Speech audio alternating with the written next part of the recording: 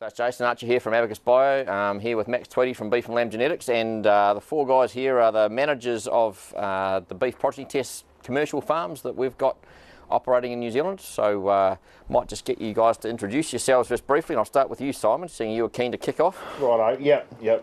Thanks, Jason. I'm Simon Lee, and I am involved in one of the progeny test farms, and I farm at Mendip Hills in North Canterbury. So we started with a program of AIing 525 cows, and really enjoyed it so far. Yes, Ian Evans from Tautani Station, located in the southern Hawke's Bay. So Tautani is owned by Ngāti Kanunu and leased by Taratahi Agricultural Training Centre. So my role, I've only been at Tautani for about 11 months, but yeah, we AI 430 cows, and we run 30,000 stock units, and part of what we do is also educate students on the farm, which is great from an industry perspective with what we're doing here. Yeah. Sure. Yep. Sam? Yeah, g'day. Sam Bunny from Rangataiki Station. Rangataiki's about 8,500 hectare sheep, beef and deer property, located just south of Taupo on the Naked Taupo Highway. Been part of the program for 4 or 5 years now. We AI about 400 cows to the program, and it's been really good to be part of. So. Yep. And Richard, we're here at your place. Yeah, Richard Schofield, General Manager of Whangarai Farms, and yes, we are here at beautiful sunny Gisborne, but not so sunny at the present time. So Whangarai Farms is a Maori-owned partnership of 3 Maori-owned corporations, about 8,500 hectares and running about 75,000 stock units. We've been in the program right from the start, so the last 4 or 5 years, and we started off AIing 400 cows, and we are now currently AIing 800 cows as part of the program, both determinal and maternal genetics, and we've sort of taken on board the AI as a tool for us ourselves, and we also AI up to another 400 cows in our own right as well. That's right. And fortunately not with us today, but Cabafay Station is also part of the program, and Matt Smith's the manager, and that's a Lone Star farm. It's in the Hacker Valley. It's about 35,000 stock units and a big finishing factory. But just getting back to you guys, Richard, so you mentioned that you're doing some AI on your own account. Why are you doing that? I think I guess we're looking for to speed up the genetic gain. So I guess the advantage of using AI is we can be using the same genetics that the stud breeder is using, and so we can get those genetics on the ground on our farm a lot earlier.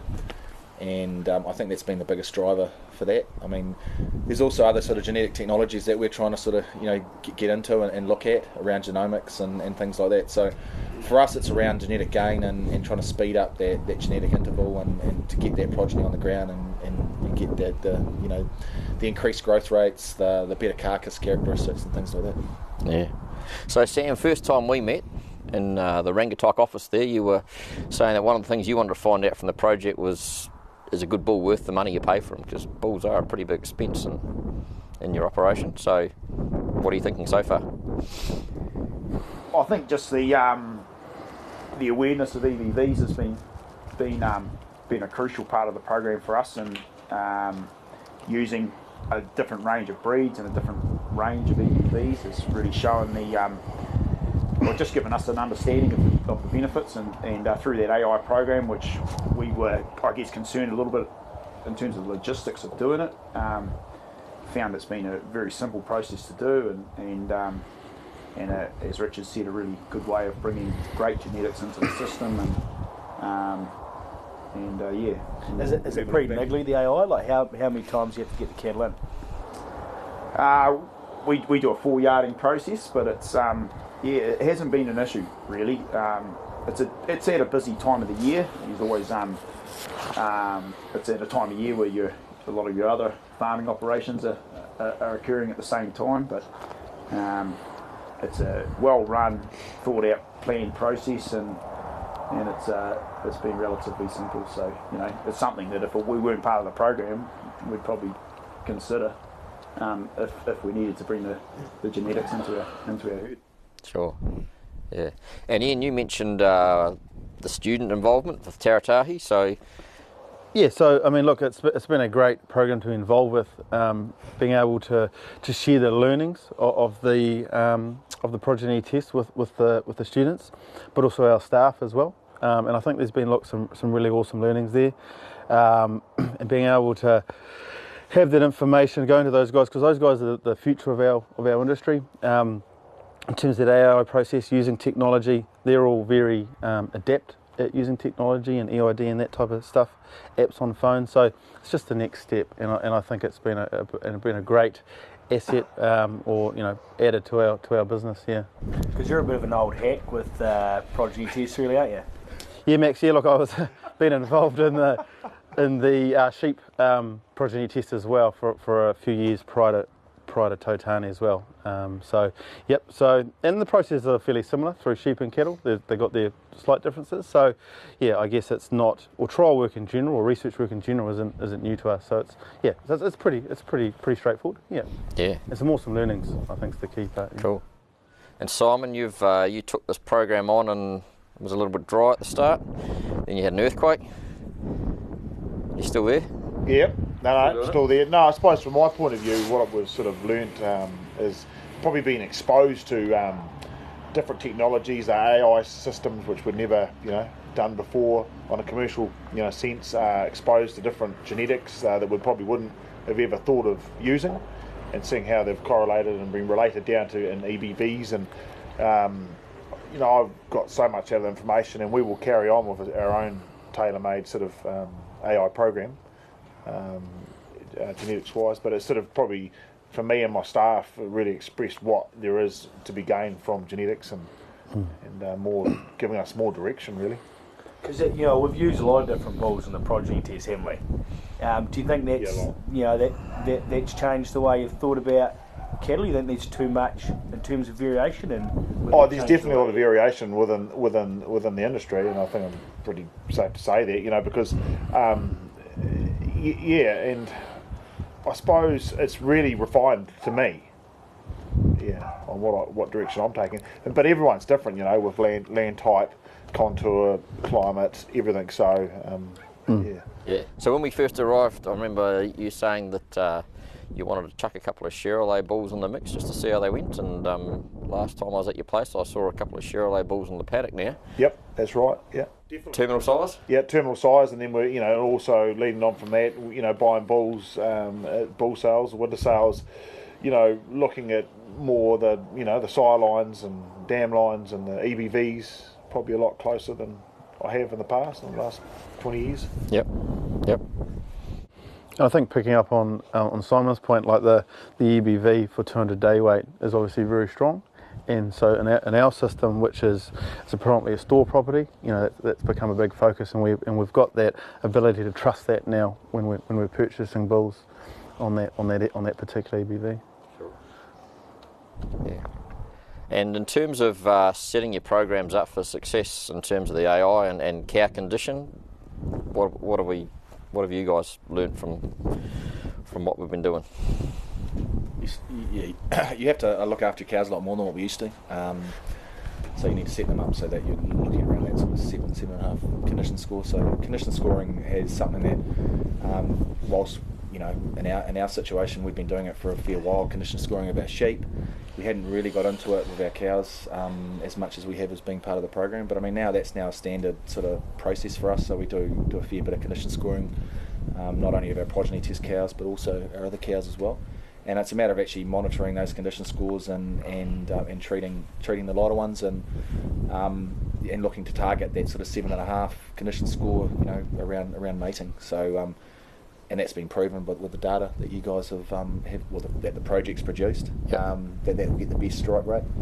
As far as the AI program goes, we do a 3 yarding policy, so we're a little bit different to Sam and Rangatite, and but it's still an extra 2 yardings, and initially that was probably the biggest stumbling block to getting into an AI program, is the extra work, the perceived extra workload. But the reality, it is 2 more yardings, so it's a little bit more work, but it's not hard, it's pretty easy, and you get a system and it works really well. So I think it's really sort of, I think the whole project for me anyways, really alluded to how the potential of AI, not just for people like ourselves, but for everyone, all commercial farmers, regardless of size, could look at getting into AI. Yeah. And so I think it's been really positive from that. So just talking about the condition score, and you mentioned 7.5 pre-mating. Are you just saying that we need to mollycoddle our cows now and treat them very nice, or do they still work? I think to put that in perspective, if we look at our cows this year, they're around 7.5 at mating, but they've just been stocked into their calving paddocks at 6. So, and 6 is, I wouldn't probably want to get them much lighter than 6. I mean, that's probably a little bit too light, but so they did have to work through the winter so far. And so, I mean, you still work your cows, but I think it's a matter of being more aware of the tail end. So, the cows that are maybe 4.5 condition score, they need to be looked after. Likewise, the cows that are 8 and 8.5 condition score, probably, Max has got a whole herd of those ones. But I mean, for us commercial farmers, we have to, we can't afford to have them big fat cows. And so, Sam, your cows work. I mean, winters at Rangitok are pretty high. They're pretty long. Yeah. And your cows work reasonably hard? Yeah, I think just following on from Richard's point, I mean, having them in a good condition score at mating has been key for us in terms of our AI results. But I find cows extremely robust, and they can fluctuate in terms of their condition quite drastically throughout the year. So we certainly still work our cows relatively hard through the winter, but we focus on feeding them well while I've got a calf at foot, and that not only helps with our weaning weights on our calves, but gets them in good condition, and they can lift condition scores quite quickly through that period. So so that's our focus, and it's been good. Yeah. Simon, you'll spend the winter on a mountain. Yeah, same thing. Like, I didn't realise, as a beef cow, the focus that we should have had, in our industry around the condition scoring, and also going on from that, with the AI program, how quiet it's made our calves and our cows, from all the handling as well, which has made for better stockmanship within the staff and with the handling the cattle, etc. as well. So it's not a lot of work. Like, we thought it was going to be a lot of work, but it's quite easy once you get into a system. So should the stud breeders be worried if you're AI or your cows? Or should stud breeders be worried? No, I don't think so. Because at the end of the day, Max, you can't do it yourself. I know you're pretty good at the job, but you got to still have bulls. Just as many, really, don't you? Yeah, you do, and that's a big focus for us. Is ours is the 4th of January. We're going to be bulling up twice a day. We do, to try and get that second cycle nailed. So do you reckon these fellas spending big money on bulls, reckon they're getting it back? It depends on what stud you're buying those bulls at, I guess. Does it? Yes. Okay. Can you elaborate there, Richard? I'm quite able to put my neck out, mate. I guess, there's some big money being paid for bulls that probably genetically aren't going to take your genetics and your herd any further or ahead. And I think it's important that people maybe have a look at where they are buying their bulls from and where that genetic gain is going, because you're always going to track behind your breeder. So you're going to be 3 or 4 years behind your breeder's genetic gain by buying his best bull that he's produced, bearing in mind that it's taken 3 years or 2 years to get that bull to you, and then it's going to be another year before you get it on the ground. So or get progeny on the ground. So I think it's important that you do look. And so I'd argue that paying big bucks for bulls that genetically don't stack up based on EBVs, because we've really got, at the end of the day, this project is about proving EBVs. That's originally what the Progeny Test was about, and I think we've done that, we're doing it. So based on that, if you now believe that EBVs work, then and you're going to go and pay 20 grand for a bull that's got inferior EBVs or a below breed average, you'd have to say that would not be a wise genetic move. Yeah, I suppose the next thing, Richard, I'd like to see is the maternal side. That's for me also going forward, isn't it? Like like we breed the steers. We've got the heifers. They're on their second calving now. So what have we got? 2 lots. We've got first and second calvers calving down this year, haven't we? Yeah. So and then seeing those cows go through the mill. Yeah. All right. So yeah, I reckon that's going to be a big thing for me. It's just That's true, but you still want the fundamentals of a cow that's going to get in calf. Yep. It's got to be able to put some weight on, take some weight off over winter, you know, all those maternal things. Yep. And you want to get a good carcass. Now, can we have both? What do you reckon? Ian? Sam? Yep, I think we can. Of course. Yep. Absolutely. Yep. Dead right. I reckon you can have a good cow maker. You know, that's not a racing sardine. That produces good steers. So Sam, what do you reckon we can have both? Maternal and carcass. You're getting some pretty good conception rates. What sort of conception rates are you getting to AI and then overall at the end of the backup bull, Sam? Yeah, I mean, the fertility of our cows on Rangatoik, we've had some great success, and it's been I'm not sure through what other than great management. Good management. Yeah. Great management and excellent genetics. And excellent genetics. Yeah. I mean, we've had some great results through some bloody good management and good genetics. So your AI results, your AI conception rates are. Yep, we've been in the early to mid 60s for our AI conception, which has been fantastic. And then we're sort of mid 90s and above, really, around our overall conception over our mating period. So it's been successful, and then our first cohort of steers. That's good work. And then our first cohort of steers, we were our carcass traits through those as well, and admittedly they were 2.5-year-old by the time we killed them. We finished them well, and we were sort of in that 70 to 80% EQ result. So so that's an example of basically getting both, which has been. You think, Sam, you know, a key to your AI conceptional rate is you are calving a lot later, and you really wait for your spring to come on up there? Yeah, I think it's part of it. I mean, our cows, our mating date's not till January. The cows are in very, very good order by the time we get to that period. We have really, really good explosive springs on Rangatoik, so there's a heap of feed in front of them. Farms there's a pretty good contour. I think all those little things help in terms of management practices that help with that process. So, what would the average body condition score be? Oh, we'd be probably, as Richard said earlier, about 7.5 to 8 at mating. But we'd probably get as low as 5 coming out of the winter on those cows. So we certainly fluctuate their body condition through the period. Yeah, it's quite a cool thing, like the variety of country we're testing these bulls on, isn't it? You know, and the scope and how much difference there is in the geography of the sort of the way these bulls have to perform. And I guess across the board, most of those traits have lined up pretty well for EBVs predicting calf performance. Was there anything you were surprised about there, Richard? As far as the EBVs, or no, I think it's it looks like it's stacked up pretty much the way the EBVs have. If you predicted it based on EBVs, that seems to be the way it's gone.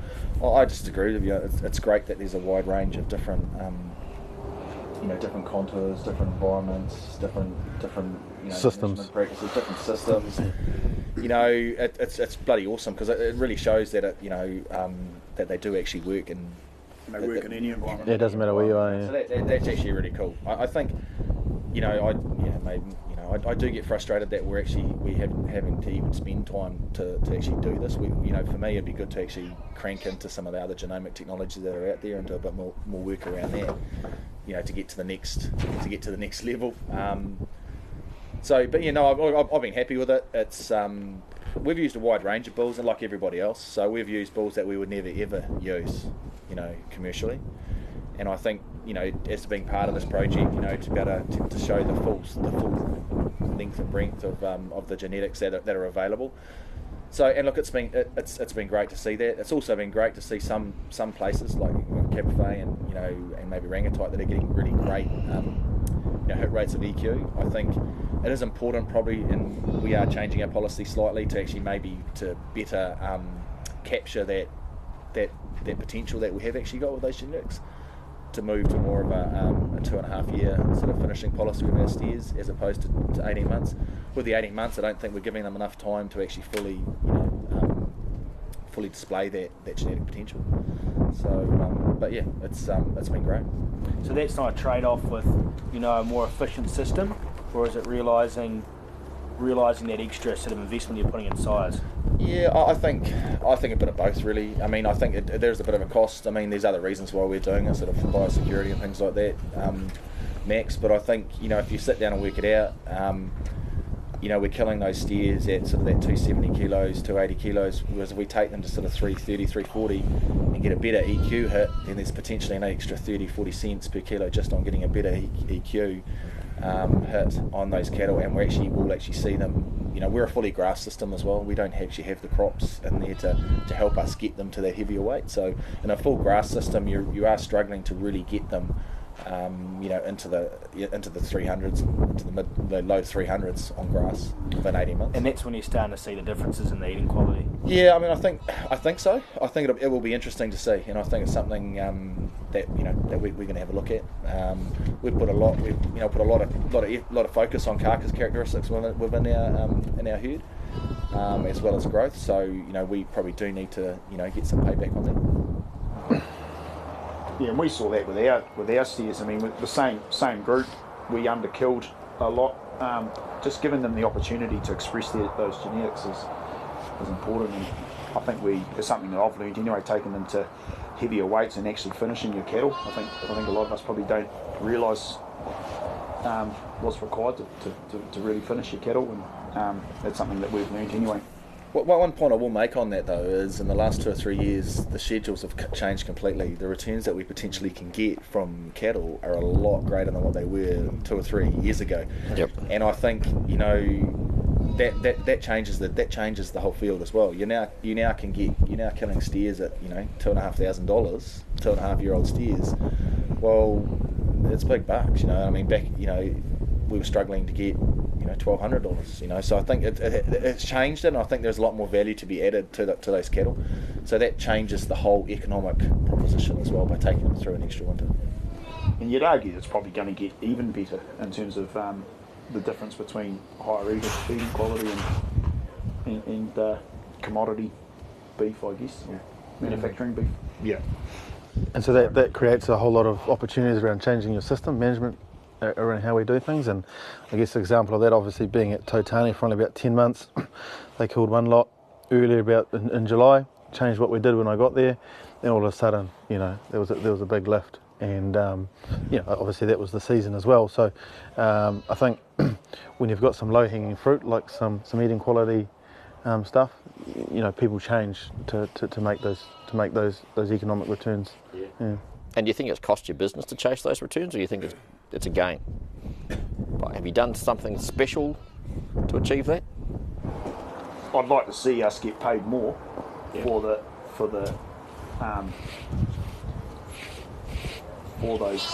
EQ hit rates and that. But I think that'll come. Yeah, I think you're right. It's got to be a greater incentive. Yeah, I think that'll really change really influence the industry more if there's more value in it. Yeah. But it's definitely there. Well, I think it's like, my view is it's like anything in the industry. Is industry good? Definitely. Like I've been involved in other projects over the years, and I just think it's part of that. I hate the word, but it's part of that journey, and it's part of the learnings and what we can, as an industry, we're progressing forward, and I think it's just a great initiative, I guess, and yeah. Yeah, I'd agree with that. There are a lot of good learnings out of this, definitely. Yeah, and I'd do it all over again, and taking a lot away from it to, for our own business and wherever, we all end up. For me, I find it unfortunate that in some cases across our cattle industry, we almost have to do a project like this. I feel like it's a no-brainer. However, there's a lot of our industry that are got a backwards way of thinking, and I feel like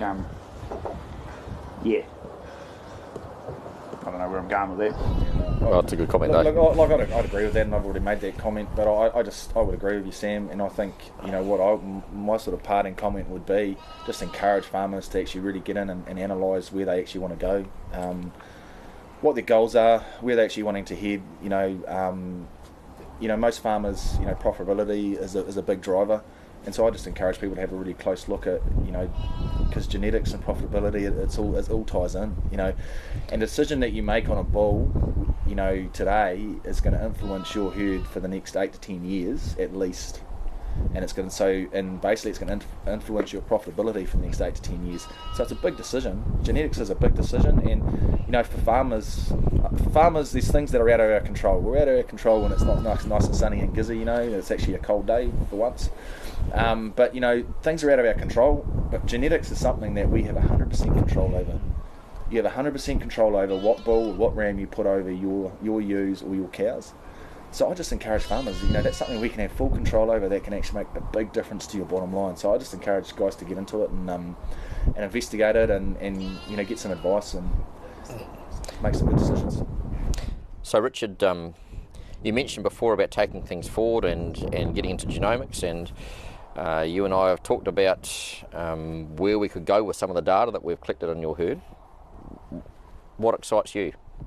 What do you want to do with this information? So for me, we have 4 or 5 years of collecting data on our cows, so condition scores, weights, weaning weights, calf weaning weights, things like that. For me, I want to identify the most efficient cows, so create a bit of an index that's probably relevant to Whangarā farms or relevant to us and the climate and the conditions that we experience here, that gives us an index within our herd that we can then identify our top performers, the cows that are okay, and then for me it's really get into the low.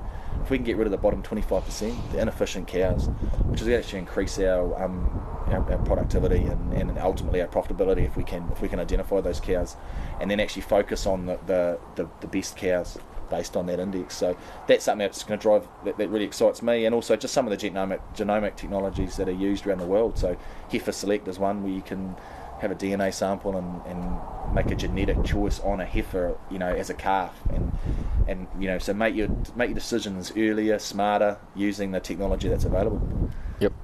So for me, I just think New Zealand we need to catch up, because we're actually way behind the world really when it comes to our attitude to genetics and how we utilise the technology available. Sure. Well, I think we're lucky with a pretty good crew here and some great champions to the project. We've just obviously got that SIRE report that has just come out, ranking those 52 sires, 5 breeds on 5 stations, a couple of thousand calves worth, and I think it's pretty cool about to see them all ranked up, but more importantly to be in the presence of you big guns. But look, we'll wrap it up there, I think, and go and have the beer outside.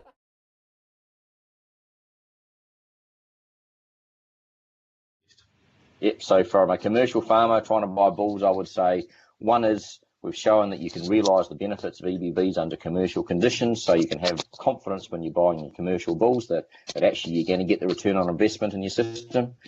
Secondly is there's a bunch of things that affect meat quality. Genetics is one of them, but also there's some management and system type things, and so we've got to get all 3 right. And thirdly, that so far, there's a lot of talk about antagonisms of traits and all that sort of thing, and onto reproductive type things, but so far we haven't been able to find any of those antagonisms. So I think it is still early days for that one, but we can have growing confidence that we can go down the path and have some carcass traits, but also not sacrifice our maternal worth at the same time. That's it.